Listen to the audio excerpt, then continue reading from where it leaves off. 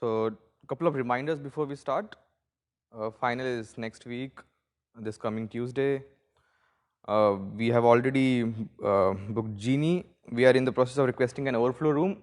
So any updates that we get from the ones who are supposed to assign us the building, we will let you know. Okay.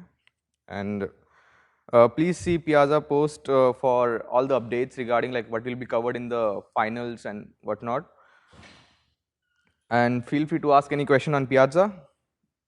I'm not sure like which office hours are gonna be conducted next week, so please look for the updates on Canvas and Piazza. And the CAPE evaluation is due Monday, so if you haven't done it, we would be glad if you can do that. And yeah, and we also have this final review session today, which is from 6 p.m. to 8 p.m. and the building is CSB 001. So I think that would be really helpful for the final preparation. That is going to be taken by Min. Okay. So agenda for this discussion session is network flow and complexity theory. So before I move forward with these topics, I think there won't be any design problem for network flow, but I'm not sure about like true and false or MCQ type of question. That can be there, okay, for network flow. For complexity theory, I don't think there will be anything on finals related to that.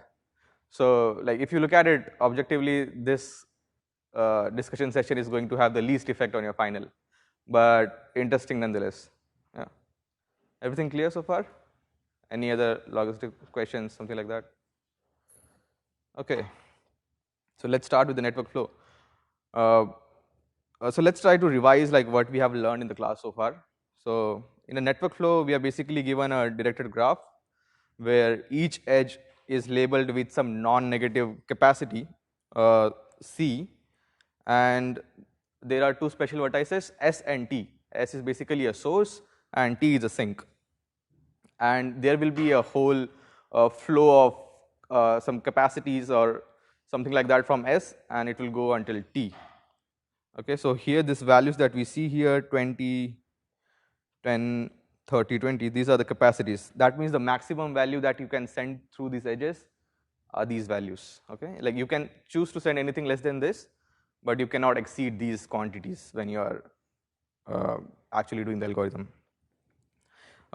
This should follow two properties. The first property is flow through each edge should be non-negative, like the capacity should not be negative. Okay, and the second property is for every vertex B, which is not like your starting vertex and end vertex, the sum of incoming flow should be equal to sum of the outgoing flows. So there should be no leak as such at any vertex.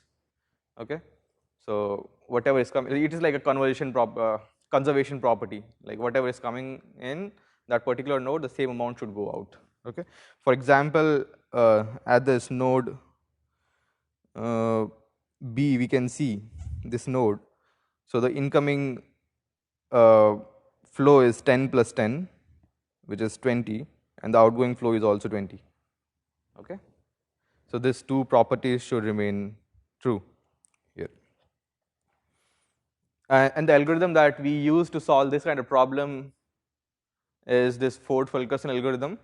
So it is kind of an iterative algorithm wherein we like minimize the capacity by at least 1 unit at each iteration, and it eventually gives us the maximum flow that you can get from S to T. Okay, so like this is so if you are using this kind of algorithm in your solutions, you don't have to actually show us like what this algorithm is doing internally. You can just abstract it and say like this can be solved using this Ford-Fulkerson. Okay, so we won't go deep into this algorithm today. We will just see like how to reduce your graph to a particular graph so that it can be solved using this algorithm. Okay.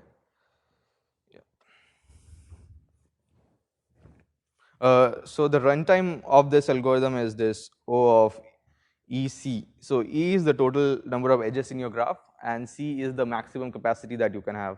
So like the intuition is like at every iteration we are reducing the capacity by 1 unit, so at least 1 unit. So That means like the maximum bar that we can have, the upper bound that we can have on this is C. And C is nothing but this maximum capacity that you can have actually. So if you look at this graph, the maximum capacity is 20 plus 30, right? Like no matter what you do, you cannot have a flow more than 30 or 50, right? Oh, this is 50, this is not 3. Yeah, so you cannot have more than 50. So that's how that C comes in that runtime, okay? And we are trying to do it for every edge. That's why it's multiplied by a factor of E as well. Any questions so far?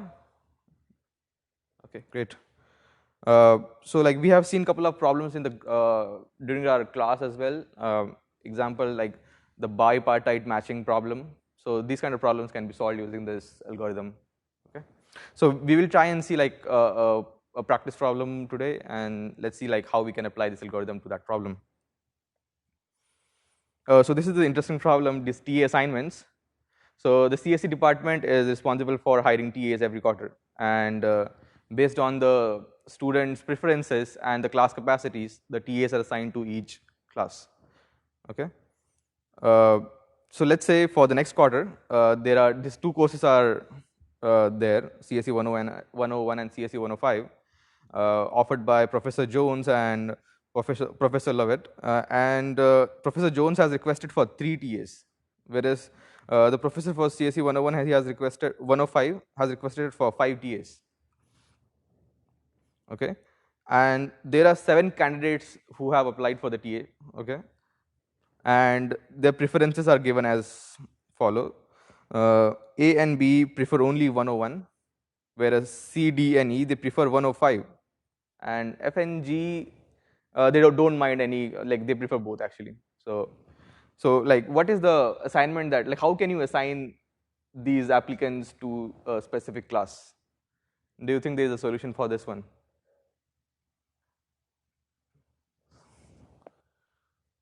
So CSE 101, it requires 3 TAs. CSE 105, it requires 4 TAs. A and B, they only want this 101. C and C, D, and E, they have this 105 as their preference, whereas F and G can be in both of them. So we can like create F and G here. So you have to satisfy both these things here. So how can you like assign it? So one assignment can be something like this. We can assign to this class, we can assign A, B, and F. And for this class, we can assign something like C, D, E, and G. So we have 3 here and 4 here, right? Yeah. Did this assignment make sense? Yeah. So let's see like how we can actually generalize this for any number of applicants and any number of courses. Any question in this? Like if you haven't understood this question? Okay. So this is not actually, this is not how it actually happens. Like, yeah, like for some course, like if some TA has not given his actual preference, like if some course no one wants to be a TA for that course, CSE still will make sure to have some TA assigned for that course. So you don't have to worry about that. So yeah. So let's see the generalized problem for this one. So we will have any number of TAs, any number of classes, and let's see how we can assign them. Yeah. So the generalized form, it goes as follows. So there are n classes, C1 to Cn, and there are m TA applicants, T1 to Tm, and there are 2 kind of appointments for each TA. One is 25%, and another one is 50%. So it's the number of hours that what it represents. So if it is 25%, they have to work for like at least 10 hours per week, and if it is 50%, then it is 20 hours per week. And for the simplicity of this problem, we will assume like 25% is equal to 50%. Okay, and the TS cannot exceed their this percentage criteria. At max, it can be 50%. Okay. Yeah, and these TAs have given their preferences. So this preference for ITA is given by this DI, which is nothing but a subset of this classes that he wants to TA for. and the professor of each class J has requested some capacity for that particular class. So we will say like it is Vj 50% TS, and each applicant can either TA for at max 2 classes or like two 25% classes or one 50% class. Okay. So now we want to find the assignment that satisfies all these courses, all these classes and TA preferences, so that there is a solution for this. Okay. And if there is no solution for this, then we should return like it's not possible to assign it this way. So would anyone like to give it a try? Like, what do you think? Like, how can we reduce this problem to network flow kind of problem? So like intuitively, you can think like each TA can have two 25% capacities or 50% capacities. So we are kind of capping these things, right? Like it cannot exceed 50 or like 25 plus 25, and each class it cannot exceed the Vj that the professor has given. So somehow we can actually reduce it to a network flow kind of problem.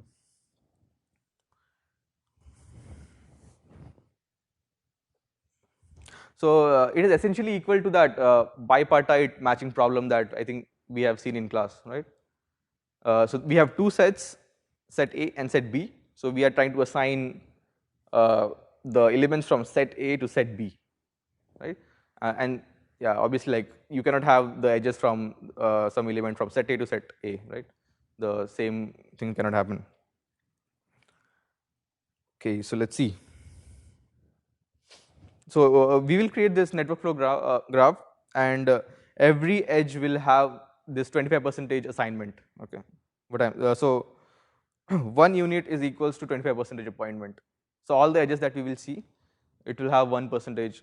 So 1 unit is basically 25% assignment. So we have m number of TAs, n number of classes. So how can we connect these? So let's see from like how we are going to connect from S to T1. Okay. So we will be connecting these things like this. So what do you think is the maximum capacity that this edge can have? So 1 unit is equal to 25% TA. Okay, 10 hours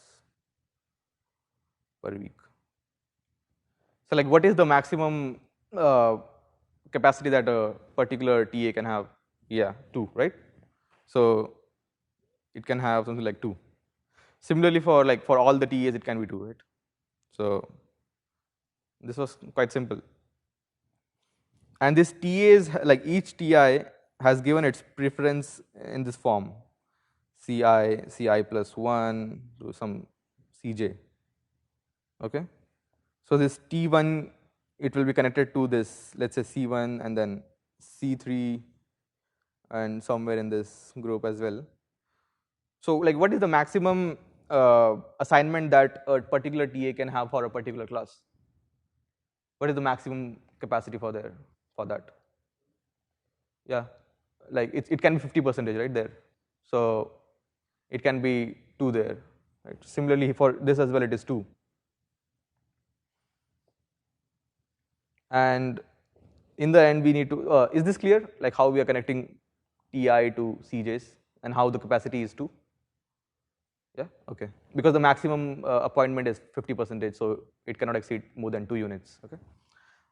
And lastly, we are going to connect these classes with the sync node to complete the network flow graph. What is the capacity of this edge, which is going from C1 to T? What is the maximum capacity that that particular class has? So for each class, professors have given the quantity, right? This V, V1, V2. So these are the quantities that they can have. And keep in mind, like these quantities are given with respect to a 50% TA.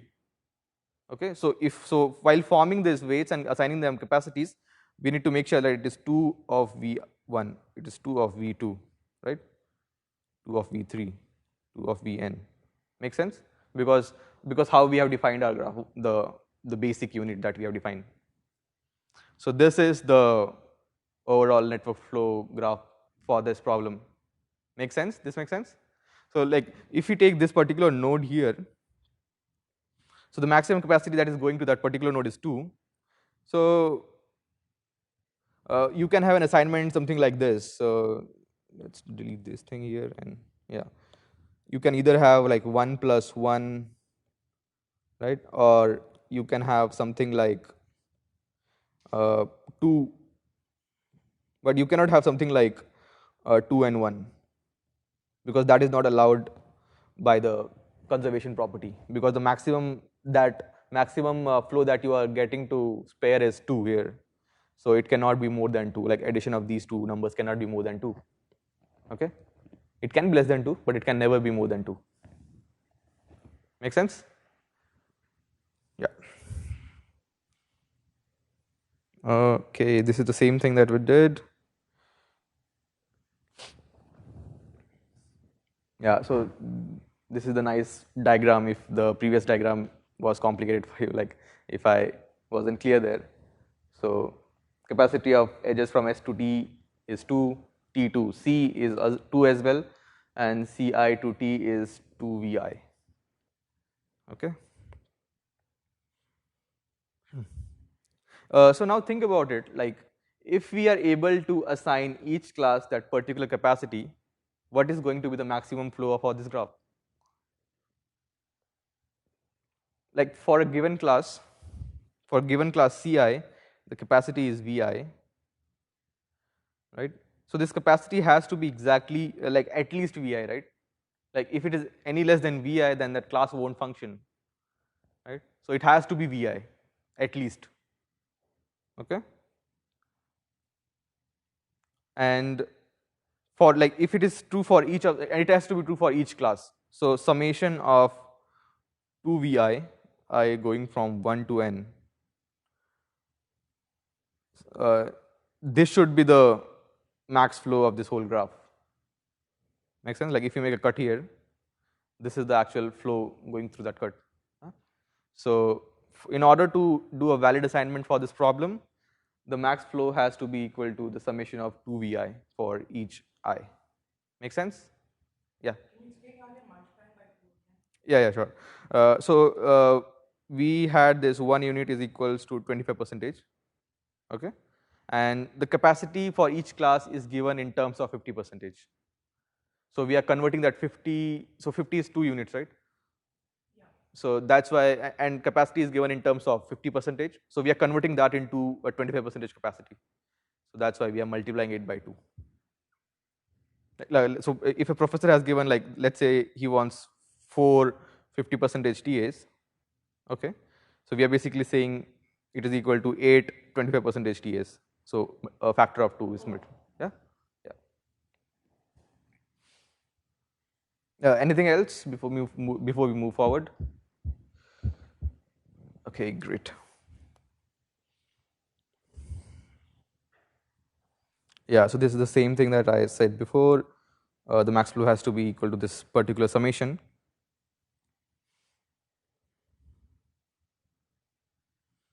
Yeah. So how can we construct this graph? So the next part is like to actually like formalize the construction of the graph and give the runtime analysis of each of these components. So so this is basically a reduction problem. Like I think we have done this for the best couple of weeks, the first couple of weeks. So this is the same thing that we are doing here. We are converting a graph G to G prime, and we are defining like how we are converting that graph to G prime. Okay, so we introduce these two nodes, source and sink. Yeah, both of them are like O of 1 plus O of 1, right?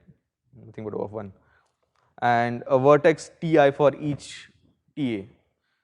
I think we had m number of TAs. How many TAs we have here? Yeah, so this will be O of m, and a vertex Cj for each class. This is O of n as well, right? So this is actually like the construction of the vertices. Let's see how we are going to create the edges as well. So there is, so like there are edges going from S to Ti with capacity 2, and there are m such TAs. So this is O of M from Ti to Cj. So what is the worst runtime for this particular thing? So yeah, huh? Sorry. Yeah, exactly. Like in worst case, every TA can say like he wants 2 TA for every other classes. So it is in worst case it is MN. It's not the worst case for you guys, so but it's worst case for the algorithm, right? Yeah. So in the end, the CJ to TI. So we are connecting every Cs to that sync node. This is big O of N. Okay. So when we combine everything, it turns out to be it's O of Mn, right? Make sense? Everything clear so far? For this, yeah, edges. So yeah, in the end, it looks something like this.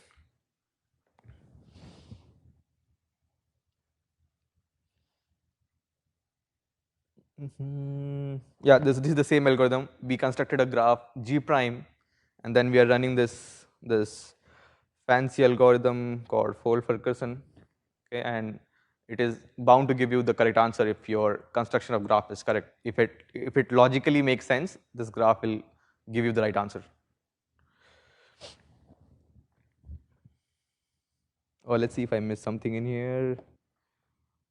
Yeah, like if the flow is not this particular value, then it isn't a valid assignment. Yeah, we discussed that. Yeah, so it looks correct. So now comes the proof, the correctness sketch. So like the same thing that we did in the first couple of weeks, the bidirectional proof, the same thing applies here as well, because you are basically creating a graph G prime from G. So you need to show like if there is a solution in G, it has in G prime, it has to be there in G as well, right? So the forward direction, it will sound something like this. If there is a valid T assignment, then the flow graph should have this particular max flow. Okay, this is the forward direction. If there is a valid T assignment, then you should get this particular flow value. And similarly, the backward assignment will be, if the flow value is this particular summation, then there has to be a valid T assignment. Okay, make sense? The forward and yeah. Uh, since we have assigned the capacities to be exactly that value, it has to be, so if you say it is at least that and the upper bound is that exact number, so it is sandwiched between a exact number, right? Make sense? Like, so you are basically saying like, let's say this summation thing you are getting, okay? You are saying it is, your answer has to be exactly, your answer is less than equal to summation of n, right? Something like this you are saying. Yeah, but it is actually greater than equal to sum as well. So this has to be exactly sum. Yeah, because you cannot exceed that particular number because of the capacities. Make sense? And you cannot go below than that particular value, because if you do, that means like for some class you are not giving it enough TAs. So it breaks the property. Make sense? Yeah. Okay.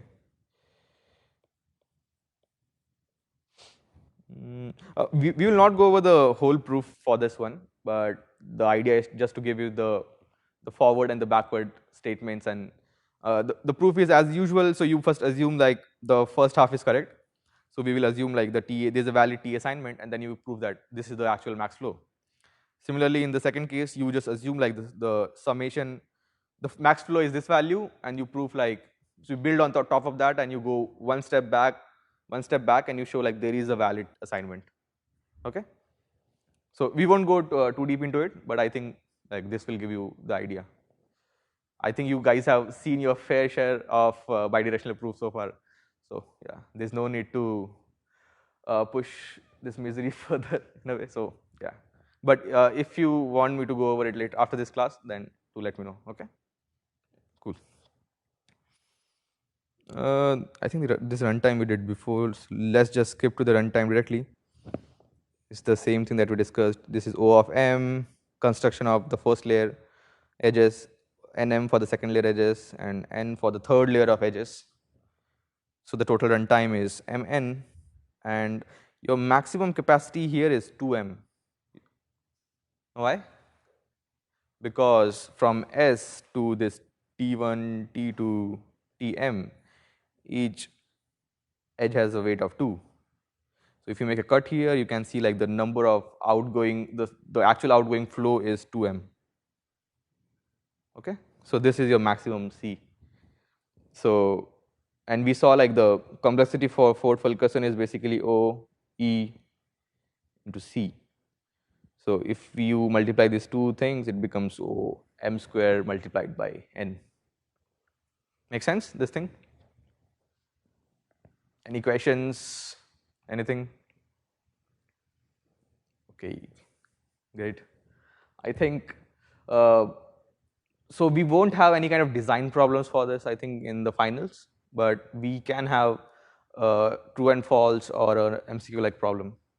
So like make sure like what this max flow thing is, okay? Even if you don't understand what Ford-Fulkerson is, you need to understand what this problem actually is trying to solve, okay? Yeah.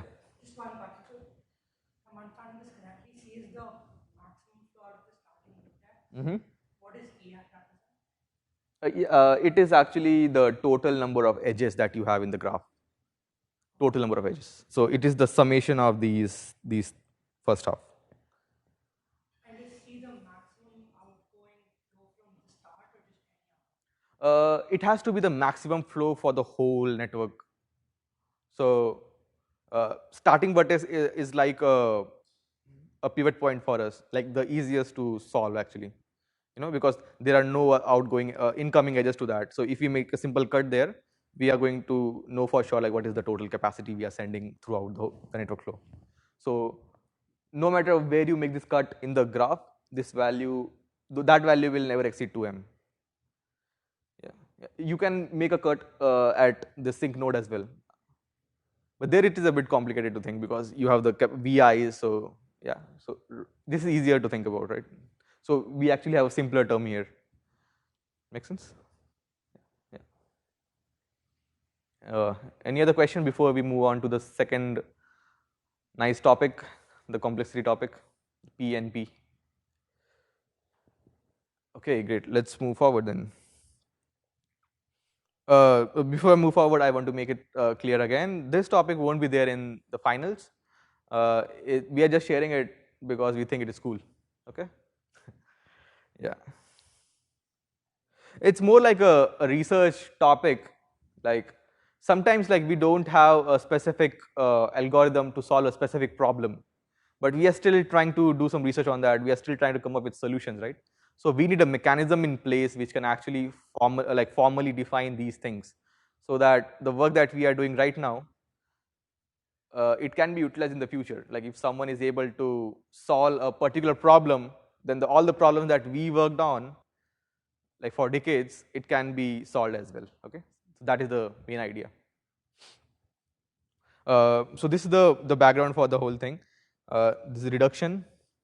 So we have seen this like a couple of times throughout the course. So we reduce. So in order to solve a particular problem A, we reduce it to some problem B, and we know the solution for B, and we use that as a subroutine to solve A. Okay. Example is this. This reachability problem, like if, like finding the even length from S to T, and to solve that problem, we basically somewhere we use this explore algorithm, right? We know like how explore works. We are just using it as a subroutine there. So we are basically breaking down the problem A to problem B, and this B in this case is explore algorithm. We know how to solve that, and yeah, we just need to map these two things together. The second problem that we saw in the class, I think it is this bipartite matching problem. We reduce that problem to a network flow, max flow problem, yeah, and then we know the solution for this one with a nice runtime of EC, and yeah, if we are able to solve that one, we solve this one as well. So this is basically this reduction problem.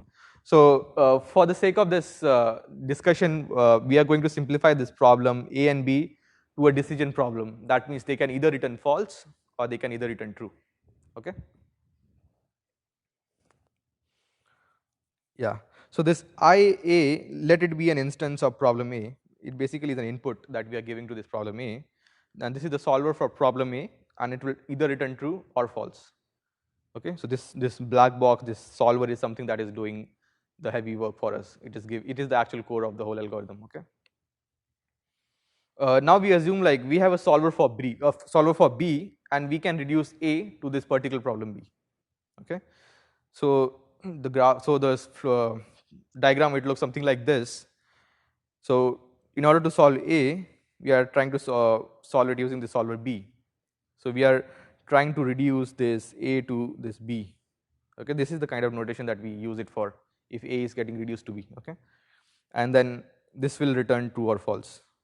So like if you have a diagram like this, then what properties should be true here for F? So let's see like what requirements F has to satisfy in order for this to make complete sense. Yeah. So this is the formal way of writing it. If IA is in SA, IA is in SA if and only if F of A is in SP. So what is essentially saying is, if an algorithm for A is true for, if an algorithm for A, if it outputs true for an instance, let's see the right, if an algorithm in A outputs true for instance IA, then algorithm in the solver B should also return true for input F of IA. Okay, so the output of these two things should be same. Make sense?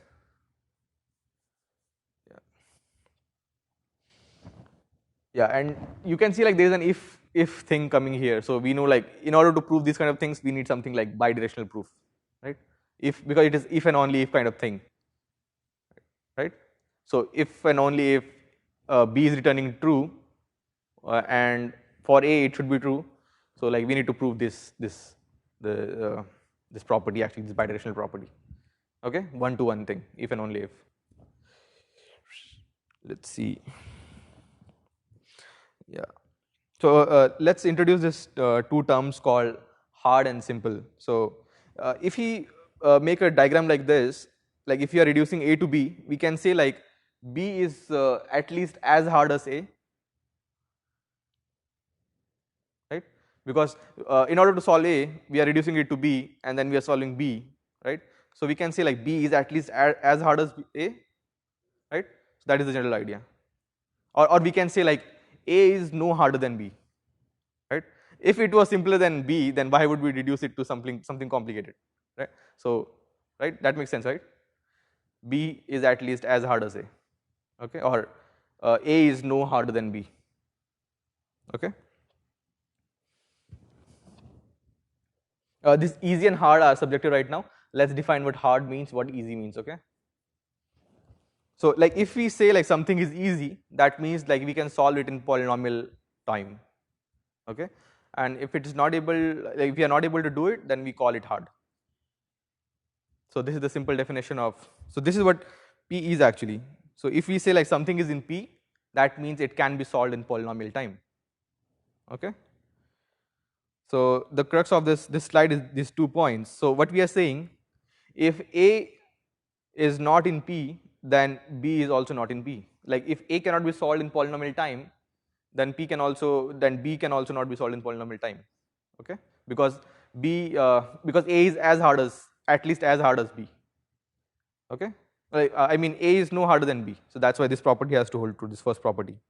Similarly for the second property, if B is in P, like the reduced problem is a polynomial, can be solved in polynomial time, then A also has to be in P, okay?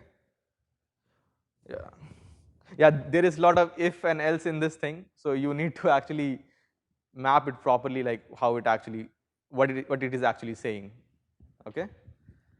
So yeah, so just one thing, like if A can be reduced to B, A has to be as at least as hard as B, okay? Something like that we are saying. So we are not saying here like if A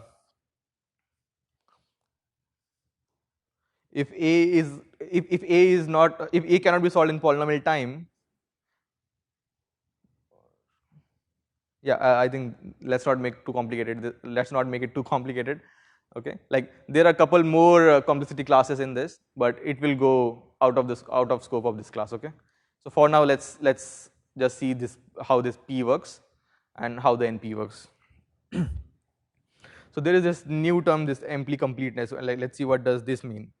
So in order for a problem to be NP complete, it has to satisfy these two things. First one is like A is in NP. So what that means is that A can be verified in polynomial time. So like if someone gives you a solution for A, you should be able to verify it in polynomial time if it is true or not. Okay. And the second property that it should follow is A is in NP hard.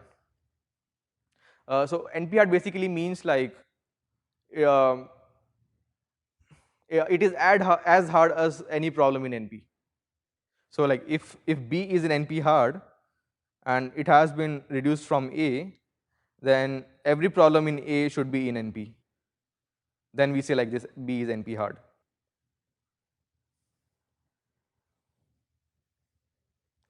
Make sense? So like something is NP hard if it has been reduced from something that is NP. Like everything in that A is in NP. Okay, like it may or may not be solved in polynomial time, but it can be verified in polynomial time. Okay.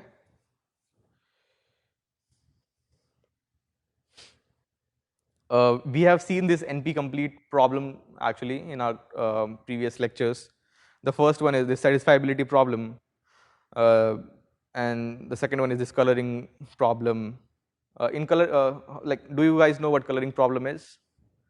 So we are basically given a graph. We have k number of colors, and we want to color that whole graph in such a way that no two vertices of the same color should be connected by an edge. Okay. So it turns out like this is also NP complete problem. So NP complete, like we see, like it has to be NP and NP hard.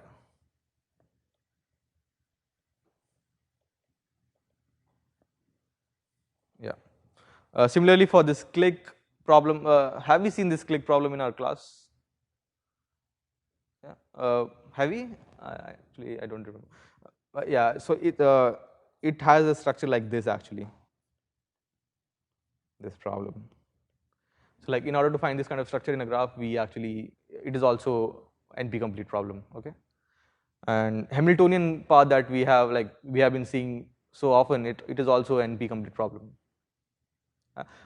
We don't have any polynomial time algorithm for that one. And there are a lot more problems like this. So let's see like what this P and NP thing is. So do you guys agree like P is basically a subset of NP? So what I'm saying is, if this is NP, then this P should be inside NP, right? Because this P basically means anything can be solved in polynomial time, and NP means like we can verify something in polynomial time. So this P is a small subset of this NP. Okay.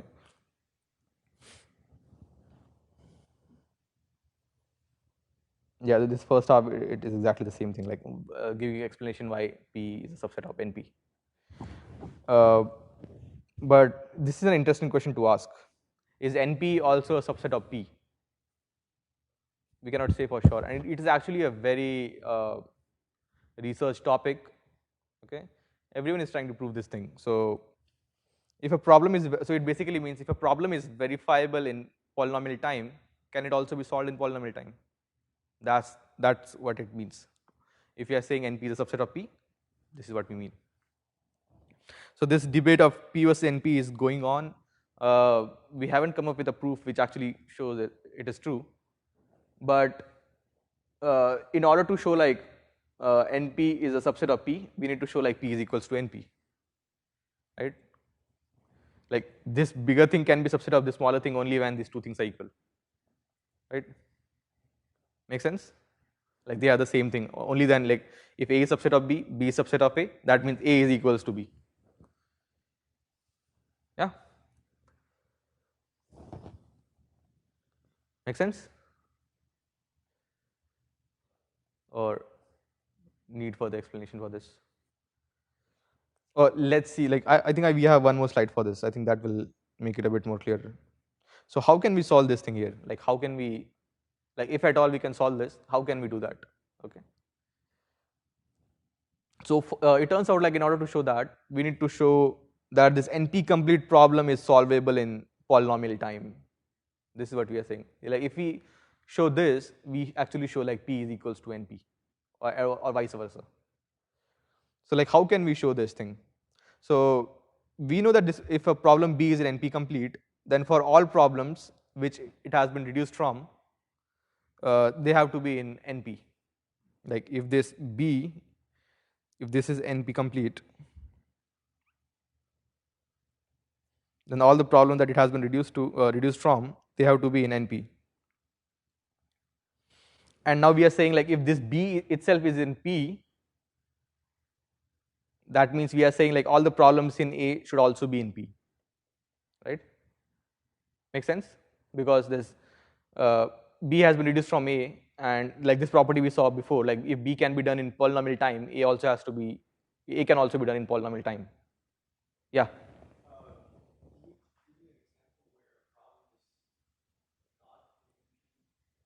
Not in NP. Yeah. Or in NP. Anything in.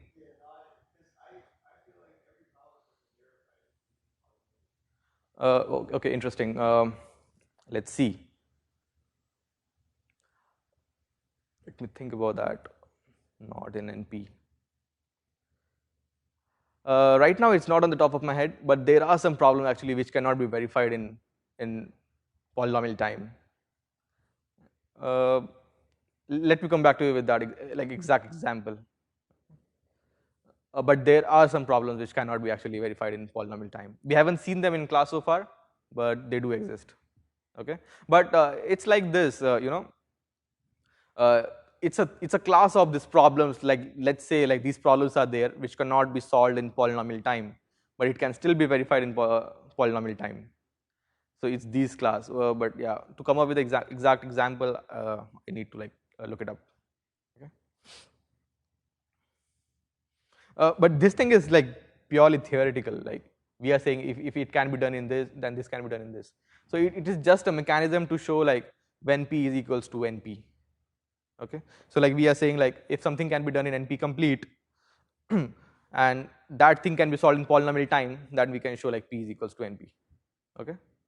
So it's just kind of a mechanism to do that. I guess, yeah. So this is the final thing here, the nice diagram. So if P is not equals to NP, then this NP hard and NP complete are like two different sets, and this square is shared by these two things, because NP complete is the intersection of NP hard and NP. Okay, and if P is equals to NP, then this whole thing, it becomes one single thing. This pink box, right? Everything in P is in NP. Okay, everything in NP is P. P equals to NP. Actually, like this helps me think about it in a much better way. Let me. So like I think about it like this. So this, let's say this is NP, this Venn diagram, like this represent NP, and let's say this is P here. We know that P is subset of NP. And we have one more complexity class, which is NP hard. This is NP hard. And this region here, this shared region, this is NP complete. Okay? And when we say like this P, it is equals to NP, that means this smaller circle is getting bigger and bigger. Okay? And that is the actual idea in this whole research. So we assume like we are going to make this progress over the period of time. We are going to explore more algorithms, and we are going to make this smaller P equals to NP eventually someday. Okay? So that's why it's interesting to think like what happens when P is equals to NP, or like how to prove if P is equals to NP. Right? If P, yeah. What's the difference between NP hard? So like when NP hard problem is also NP, that means like it is NP complete.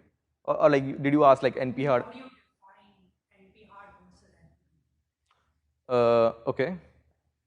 So NPs basically can be verified in polynomial time, but cannot be solved in polynomial time. Okay. So NP complete is basically like if B is NP complete, so all the problems that you are using to reduce to B they themselves have to be in NP. Yeah, it's a bit vague, but if B is NP complete, then everything that has been used to reduce to it, they have to be in NP. So it turns out like, In fact, what is NP complete? How is it different from NP? uh, like for yeah, NP hard is basically sorry, NP complete is a subset of NP hard. And how it is different from NP is like we know like NP has some non-deterministic polynomial time runtime, you know, but it is true for NP complete as well, but it cannot be solved in polynomial time actually. There is some non-deterministic algorithm which can actually solve it. So let me give you an example like how these things work. So let's say like let's go back 100 years ago, okay? And let's say someone tried to solve this sorting problem. So someone come up with this sorting function, okay? And the input is some array. Let's make it look nice. This array and some element that they are trying to search,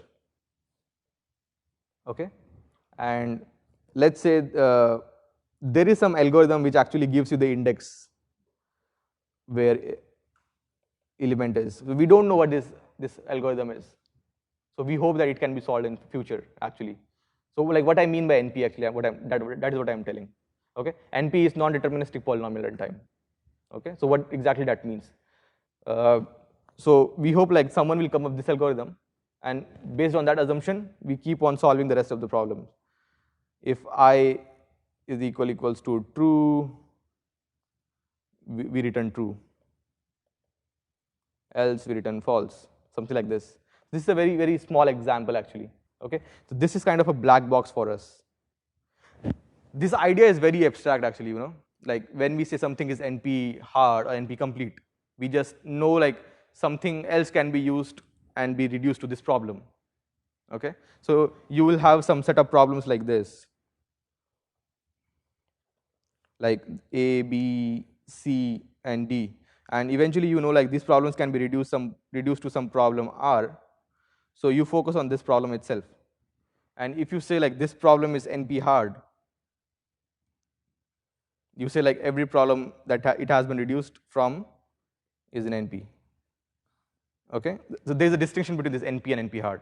You can say this is NP hard as well if you are reducing it from some other problem which is NP. Okay? And the NP complete, it comes from this definition. If there's an intersection of these two things, it is basically NP complete.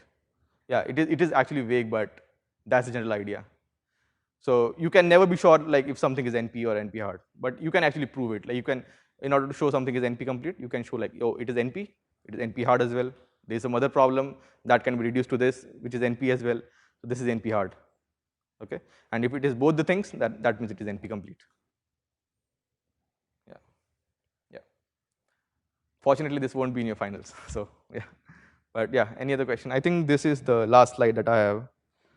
Maybe let me check. Yeah, so this is the overall summary for this thing. P is